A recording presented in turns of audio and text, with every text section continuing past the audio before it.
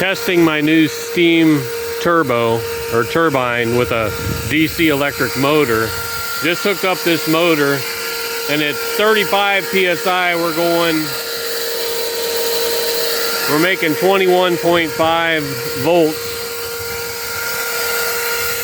at like 37 psi. That is surpassing my expectations and hopes. Here's something for you. It is a steam engine. You gotta blow the whistle. Now the turbo seems to be working well as a turbine.